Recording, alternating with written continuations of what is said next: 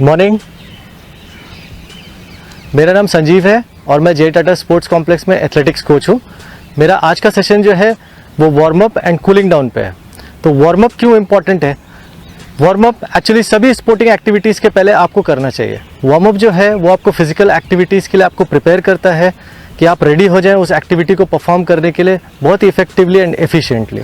Warm up से हमारा heart rate increase होता है, बॉडी टेम्परेचर इंक्रीज़ होता है, ब्रीदिंग रेट इंक्रीज़ होता है एंड जो ब्लड का जो फ्लो होता है वो आपके मसल्स में, नर्व्स में उसका फ्लो जो है वो फास्ट हो जाता है एंड देन आपको मेंटली भी प्रिपेयर करता है कि आप किस तरह से आप एक्टिविटी को अच्छे से परफॉर्म कर सके। एंड लास्ट जो कि बहुत ही ज़्यादा इंपॉर्टेंट है, हम जब भी कोई स्पोर्ट्स एक्टिविटी को परफॉर्म करते हैं तो हमारी इंजरीज़ का चांसेस बहुत ज़्यादा हो जाता है। तो वार्म अप हमारे को इंजरीज से भी बचाने में बहुत ज़्यादा हेल्पफुल होता है। अब मैं आपको वार्म अप का एक डेमो देने वाला हूं जिसमें मैं 10 एक्सरसाइजेस आपको बताऊंगा और हर एक एक्सरसाइज को आप 30 सेकेंड्स के लिए आप कंटिन्यू करेंगे। आप पहला एक्सरसाइज जो है आप वॉक के साथ में स्टार्ट करें। जस्ट आप घर पे कहीं पे एक स्पेस खोज ले जहाँ पे आप वॉक कर सके। जस्ट आपको वॉक करना है एंड आपका वॉक जो होगा वो एक्टिव वॉक होगा जहाँ पे आपका आर्म्स का मूवमेंट काफ़ी जो नॉर्मल वॉक से वो ज़्यादा होना चाहिए।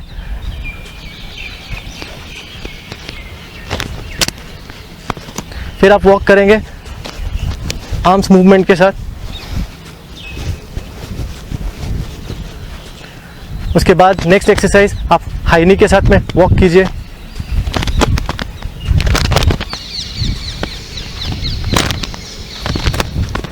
फिर आप एक जगह खड़े रह के आप बट किक्स कर सकते हैं 30 सेकेंड्स के लिए।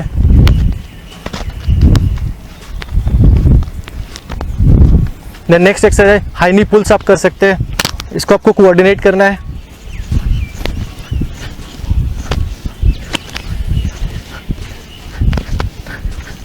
फिर एक ही जगह पे खड़े होके आप 30 सेकेंड्स के लिए आप जॉग कर सकते हैं।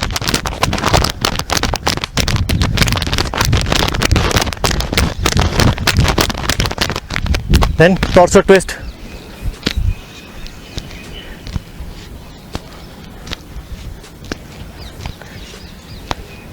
Then squats. फिर ये 30 सेकेंड्स के लिए आपको कंटिन्यू करना है।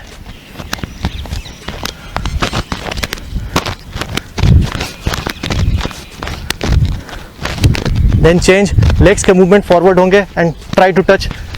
दोनों हाथ से आप टोज को टच करने का कोशिश करेंगे। 15 सेकेंड्स लेफ्ट लेग के साथ, 15 सेकेंड राइट लेग के साथ। देन बॉक्सेस शफल, ये 30 सेकेंड्स के लिए आप कर सकते हैं। तो ये 10 एक्सरसाइजेस आप घर में एक ही जगह खड़े रह के आप कर सकते हैं। अभी आपने क्या देखा होगा कि जब आप नॉर्मल पोजीशन पे थे, आफ्टर डूइंग वार्म अप आपके हार्ट रेट बढ़ गई होगी, आपको स्वेटिंग हो रहा होगा, आपको लग रहा होगा कि आपका बॉडी टेम्परेचर बढ़ गया होगा। अब आप जो है आप अपने स्पेसिफिक इवेंट्स, स्पोर्ट्स के लिए आप आगे जाके अपने एक्टिविटीज़ को आप परफॉर्म कर सकते हैं efficiently and effectively. Good morning, मैं हसन इमाम Malik, coach Tata steel handball training centre. आज आपके बीच हैंडबॉल से जो बातें हैं मैं आपको बताऊंगा। एक जानकारी कि जो टाटा स्टील हर साल समर कैंप लगाती थी, इस बार कोरोना जैसी बीमारी की वजह से हम लोग वो कैंप नहीं लगा पा रहे हैं। तो इसको हम लोग डिजिटल कैमरा के माध्यम से हैंडबॉल की तमाम जानकारी आपको देने जा रहे हैं। मेरे कलीग फिरोज़ खान जो एक अंतर्राष्ट्रीय हैंडबॉल खिलाड़ी हैं, आगे की जानकारी वो आपको देंगे। Good morning, I am Firoz Khan, farmer international handball player. मैं आपको जस्ट हैंडबॉल के बारे में बताना चाहूँगा। जैसे मेरे कलीग हसन साहब ने बताया कि जो हर साल यहाँ समर कैंप होता था, इस बार ग्राउंड में नहीं होके आपके घर तक पहुँचेगा। कैसे सीखना आपको बताया जाएगा। उससे पहले मैं आपको एक बहुत ही अच्छा बात बताऊंगा। इस वीडियो को आप लास्ट तक देखेंगे। जब लास्ट तक वीडियो देखेंगे तो इसमें एक क्वेश्चन आएगा। उस क्वेश्चन का अगर आप सही जवाब देंगे तो आपको एक ब्यूटीफुल प्राइज़ मिलेगा। इसके बाद मैं आपको इस ग्राउंड के बारे में बताना चाहता हूँ कि ग्राउंड में टोटल कितने प्लेयर होते हैं, इसकी लंबाई क्या है, इसकी चौड़ाई क्या है, गोलकीपर कहाँ रहते हैं, मैं इसके बाद सब आपको बताता हूँ। मैं ग्राउंड के बारे में हमारे हसन साहब बताएंगे उनको एक एक चीज़। जैसे आपको बताया गया है कि जंप करना है, तो एक देखेंगे शुरू में 6 मीटर दिखा हुआ है, ये 6 मीटर है। ये 6 मीटर इसलिए होता है कि जो भी शूटिंग करेंगे बाहर से, वो 6 मीटर के बाहर से होना चाहिए। वो जहाँ लाइन कटिंग हुआ उसको गोल नहीं दिया जाएगा। ऑलवेज जो भी शूटिंग करेगा वो 6 मीटर के बाहर से मारेगा। उसके बाद आप देखें जस्ट उनके पीछे ठीक 9 मीटर है। 9 मीटर इसलिए दिया जाता है कि 6 मीटर और 9 मीटर के बीच में जो भी फॉल होगा वो स्टार्ट होगा 9 मीटर के बाहर से। इस बीच में जो भी फॉल होगा उसको स्टार्ट होगा 9 मीटर के बाहर से। उसके बाद आप जाएंगे तो जस्ट 6 मीटर के ऊपर एक 7 मीटर है। 7 मीटर वो है जहाँ पे पेनल्टी दिया जाता है। पेनल्टी वहीं से प्लेयर पेनल्टी वहाँ से 7 मीटर से मारेगा। उसके बाद आप देखेंगे 7 मीटर उसको कटिंग होगा, जो भी कटिंग होगा पैर से उसको कटिंग दिया जाएगा, वो गोल नहीं हो सकता है, इसलिए उसके बाहर से मारना है। उसके बाद तुरंत अंदर आ जाइए, एक 4 मीटर का लाइन दिया हुआ है। 4 मीटर का लाइन इसलिए दिया हुआ है कि गोलकीपर जब भी पेनल्टी मारा जाएगा गोलकीपर उससे बाहर नहीं जा सकता है। गोलकीपर का एरिया वही है, पेनल्टी का बाहर जाने से गोल नहीं होगा, तो इसके बाद रहेगा। उसके बाद जैसे ही गोलकीपर का और इसके पेनल्टी खत्म होगा तो गोलकीपर विदाउट बॉल बाहर जा सकता है। ऐसा नहीं है कि अंदर ही उसका विदाउट बॉल जा सकता है, अंदर नहीं आ सकता है। तो ये मोटा। उसके बाद आपको सीधे लेके आते हैं ग्राउंड की तरह गोलकीपर के एरिया में। मैं आपको पोजीशन के बारे में बताऊंगा। जैसे अटैक में जैसे हसन साहब खड़े हैं, ये एक पोजीशन है, ये होगा नंबर 7 है। उसके आगे खड़े होंगे वो होगा नंबर 4। उसके आगे चले जाएंगे वहां पे होगा नंबर 3। उसके आगे आ जाएंगे तो वहां पे होगा पोजीशन नंबर 2। उसके बाद जो जहां खड़े हैं आप देख सकते हैं वो होगा 5। उसके बाद आएंगे इधर, ये पोजीशन होगा 6 पोजीशन होगा। तो वो बहुत ही इंपॉर्टेंट पोजीशन है 6, चूंकि वो अपने डिफेंडर के बीच में रहते हैं, उनको 2 आदमी पकड़ता है। वो बहुत ही डिफिकल्ट एरिया है, उसको पकड़ना है, पकड़ के डाइव करके अंदर गोल मारना है। और पूरे मोमेंट को वो क्रिएट करते नहीं, अंदर ही डिफेंस के बीच में ही रहते हैं वो। तो वो जो नंबर 6 है बहुत इंपॉर्टेंट पोजीशन है। तो आपको पोजीशन के बारे में ही मैंने पूरा डिटेल्स बता दिया है। अभी जैसा कि मैंने आपको पूरे ग्राउंड के बारे में बता दिया, एक एक पोजीशन के बारे में बता दिया, अब बारी है आपको मैं गोल पोस्ट के बारे में बता दूं। गोल पोस्ट का मैं बता दूं कि ये गोल पोस्ट है, देख सकते हैं आप। गोल पोस्ट इसकी जो लंबाई है ये 2 मीटर की है और इसकी चौड़ाई है वो 3 मीटर की है। ये पूरा देख सकते हैं, ये है, इसी के अंदर खेला जाता है। गोलकीपर का यही दायरा है, गोलकीपर इससे बाहर नहीं जाते हैं। जो भी शूटिंग होगा वो गोलकीपर यही एरिया है। जो इसकी लंबाई और चौड़ाई आपके सामने आप देख सकते हैं।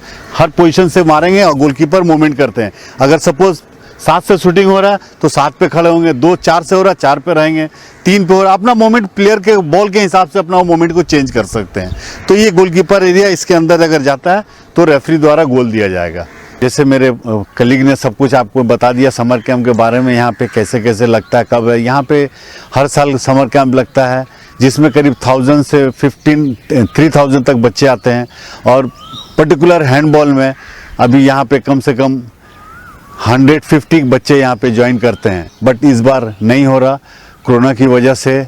इस बार हम लोग डिजिटल के माध्यम से आपके घर तक जाना चाह रहे थे, हम लोग पहुँचेंगे आपके घर तक ज़रूर।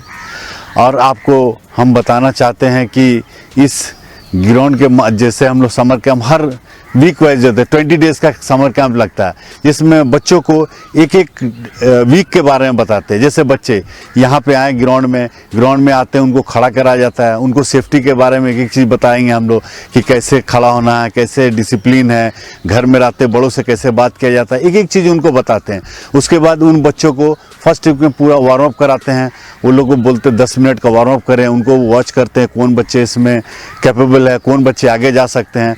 तो उनको वार्म अप में ही देखते हैं हम लोग, वार्म अप करते हैं। उसके बाद उन बच्चों को वार्म अप कराने के बाद उनको एक्सरसाइज कराते हैं। एक्सरसाइज टॉप टू बॉटम, जैसे head rotation, neck rotation, shoulder rotation, hip rotation, leg rotation, ये सब एक एक चीज़ बताते हैं ताकि जो बॉल पासिंग होगा और उनको कुछ भी हो तो उनको इंजरी नहीं हो। आराम से पासिंग कर रहे हैं, आराम से चेस्ट लेवल पास कर सकें। और ये कंटिन्यू 1 वीक चलता रहेगा। और साथ में आपको बताएं कि जब ये होगा तो मैंने उनको बताना है कि फर्स्ट वीक में जब स्टार्ट होता है तो पासिंग करना है, तो जस्ट सिंपल उनको पास देते हैं ऐसे करके, फिर वो हमें देते हैं, तो एक पासिंग का फ्लो चलता है। तो क्या करते हैं हम लोग, 20 पास, फिर 30 सेकेंड ब्रेक, फिर 20 पास, फिर 15 सेकेंड ब्रेक, फिर 20 पास। ऐसे क्या होता है कि उनको शोल्डर में लोड भी नहीं आएगा और पूरा पास करेंगे, बीच में ब्रेक होगा। उसके बाद फिर एक हम लोग माइनर गेम खिलाते हैं ताकि एक इंटरेस्ट उनको पैदा हो कि हैंडबॉल क्या है।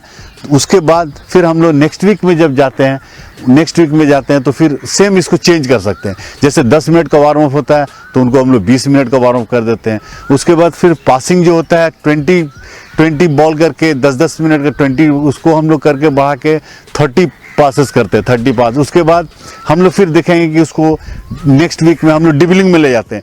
जस्ट ड्रिबलिंग करते करते पूरा ग्राउंड में यहाँ से वहाँ तक 40 मीटर तक जाएंगे, फिर वापस आएंगे, फिर जाएंगे। फिर ऐसे टाइम में 5 टाइम करने से उनका भी पल्स रेट चेक करते हैं, क्या पोजीशन है, तो उनको वो सब देखते हैं कि उनको इंजरी भी नहीं हो, उनको प्रॉब्लम नहीं आए।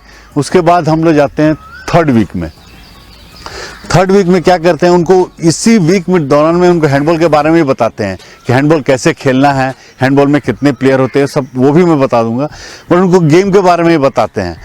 तो 3rd वीक में क्या करते हैं, उनका जो रिपीटेशन वो बढ़ाते जाते हैं। कभी उनका 40 जैसे थ्रो हो रहा था 30 मीटर, अब उनको हम लोग पासिंग जितना अच्छा पास करेंगे उनका पावर शोल्डर में आएगा तो शूटिंग करने में आराम होगा, तो उनका शूटिंग बढ़ाते हैं। उनको गेम खिलाते हैं 3rd वीक में, उनको ड्रिबलिंग पूरा कराते हैं, उनको मैन टू मैन कैसे डिफेंस होता है वो होता है, कैसे शूटिंग होता है, एक एक चीज़ उनको बताते हैं। तो ये चीज़ बताने से क्या होता है, जैसे अब मैं आपको मेरे कलीग के माध्यम से मैं बताना चाहता हूँ कि पासिंग कैसे होता है। जैसे हसन साहब हैं, उनको बता दें, देखिए हैंडबॉल में पासिंग ऐसे होता है, देखिए वो भी पास करेंगे, ये एकदम एक पोस्चर ही होगा हैंडबॉल का, ठीक है। उसके बाद आपको बता देंगे ड्रिबलिंग कैसे होता है। ये ड्रिबलिंग करते हुए हम लोग आगे बढ़ेंगे पूरा लास्ट तक, वहाँ तक ऐसे ड्रिबलिंग करके जाएंगे और ड्रिबलिंग करके ग्राउंड से वापस भी आएंगे। उसके बाद उन्हीं के बाद देखेंगे कि 1-to-1 पास शूटिंग कैसे होता है।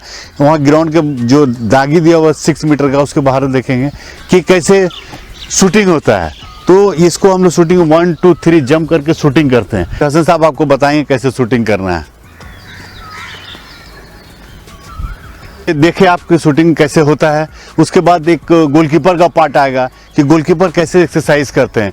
गोलकीपर को बताया जाता है कि आपको सेफ्टी में एडी, जब गोल शूटिंग होता है तो हो सकता है आपको इंजरी हो जाए, तो जो सेफ्टी है एडी गार्ड लगाना बहुत ज़रूरी है। बच्चे कोई भी लड़के अगर खेल रहे हैं तो उनको एडी गार्ड लगाने से क्या होगा कि सेफ्टी को हम लोग ध्यान रखते हैं, उनको कोई इंजरी नहीं, कोई चोट नहीं लो, हम लोग एक्स्ट्रा रखते भी है, तो वो भी इम्पोर्टेंट है। उसके बाद हमारे हसन इमाम साहब गोलकीपर के बारे में भी कुछ जानकारी ज़रूर आपको देंगे, तो इसके बाद आपको गोलकीपर के बारे में भी थोड़ी बताएंगे। आइए मैं सबसे पहले गोलकीपर को किस तरह से एक्सरसाइज करना चाहिए उसके बारे में बता दूं। तो सबसे पहले गोलकीपर का जो ये पोजीशन के बाद ये 1 2 3 4 ये गोलकीपर का फिटनेस पे है। आप ये एक्सरसाइज करने के बाद जितना एक्सरसाइज ये कीजिएगा इससे आपका फिटनेस बढ़ेगा और आप अच्छी तरह से बॉल को रोक पाएंगे। दूसरी बात है गोलकीपर का पोजीशन। जो गोलकीपर का जो पोजीशन होता है, फर्स्ट बार से वो गोल ना खाए, ये उसका पोजीशन होता है। पैर, एक पैर इधर, ये एक। अगर गोलकीपर फर्स्ट बार से गोल खाता है तो वो हैंडबॉल का अच्छा कीपर नहीं कराएगा। लेकिन अगर सेकंड बार में कोई खिलाड़ी गोल मारने का प्रयास करता है, अगर उसको ही रोकता है, अगर रोक लिया तो उसके क्रेडिट है, लेकिन अगर खिलाड़ी ने मार दिया तो वो खिलाड़ी का पार्ट में जाएगा कि वो अच्छा खिलाड़ी है, इसलिए उसने गोल मारा। उसी तरह से 7 के बाद इस पोजीशन में 4 PP 7 2 का पोजीशन, ये एक एक पोजीशन है। कभी कभी कोई खिलाड़ी काफ़ी दूर से गोल मारने का प्रयास करता है तो वो गोलकीपर को अलर्ट रहना पड़ता है हर टाइम, हर पोजीशन के लिए, क्योंकि कहीं से भी कोई भी गोल मार सकता है, चाहे PP हो, चाहे नंबर 2 पोजीशन हो, चाहे 4 या 5। तो गोलकीपर को ये मोमेंट ज़्यादा करते रहना चाहिए जिधर जिधर बॉल जा रहा है, ताकि उसको माने आने में लेट ना हो। ये पोजीशन गोलकीपर का हमेशा रहेगा, गोल जिधर जिधर पास जा रहा है बॉल के साथ साथ, ताकि कहीं से शूटिंग हो तो बॉल का बचाव कर सके। घर में अगर आप कीपिंग का प्रैक्टिस करना चाहते हैं तो जैसा मैंने पहले बताया कि इसके लिए स्ट्रेचिंग सबसे अच्छा एक्सरसाइज है, तो आप ये एक्सरसाइज कर सकते हैं। उसके बाद आप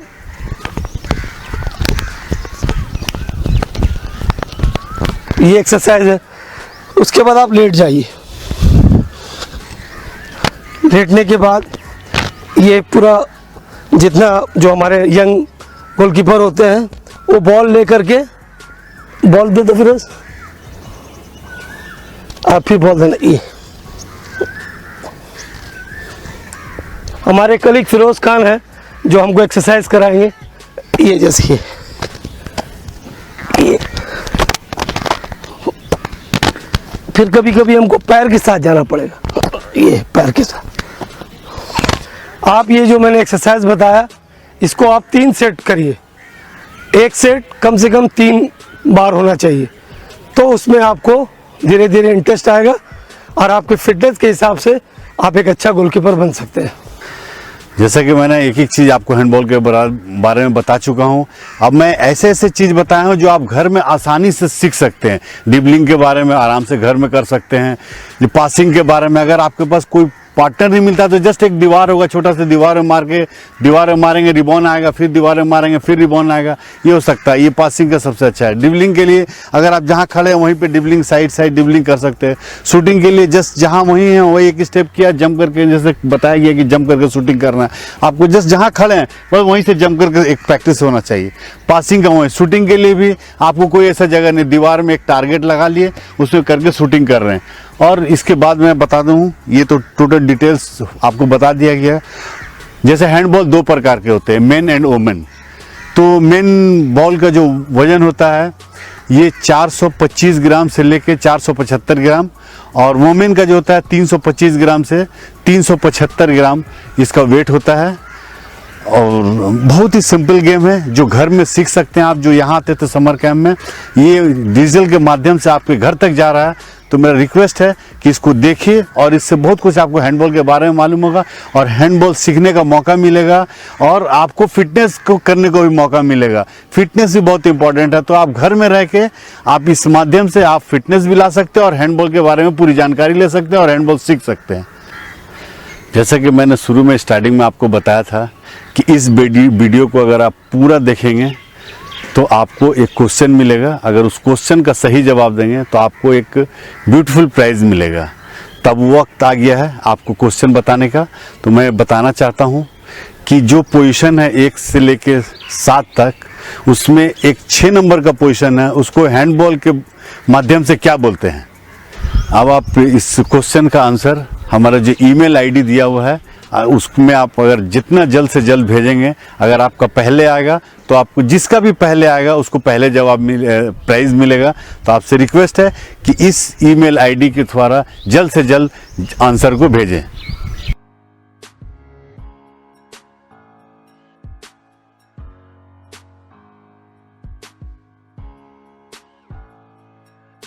मेरा नाम संजीव है और मैं जे टाटा स्पोर्ट्स कॉम्प्लेक्स में एथलेटिक्स कोच हूँ।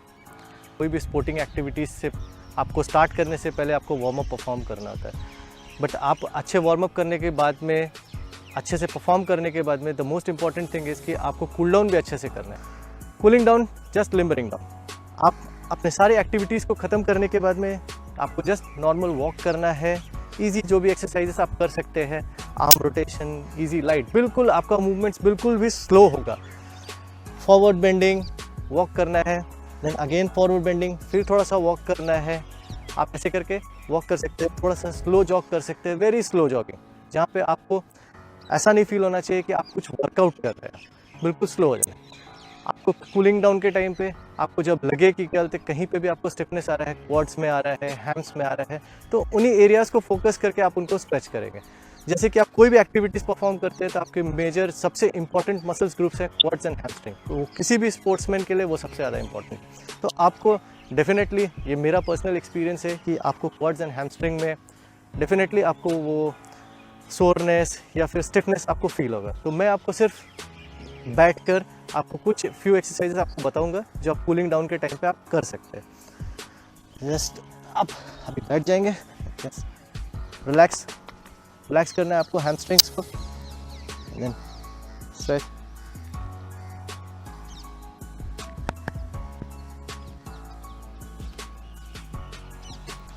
देन बटरफ्लाई,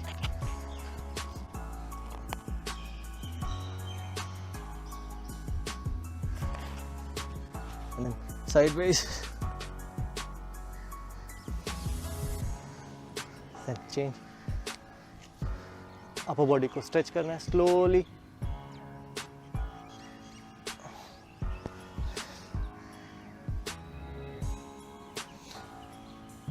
बस आपको जहां भी आपको लग रहा है कि आपको स्टिफनेस है, बस उन्हीं एरियाज को आपको फोकस करना है कूलिंग डाउन पे, एंड वेरी लाइट। आपको हमेशा ये ध्यान रखना है कि आपको वार्मिंग अप में आपने जो किया था उसके ठीक ऑपोजिट आपको कूलिंग डाउन में करना है।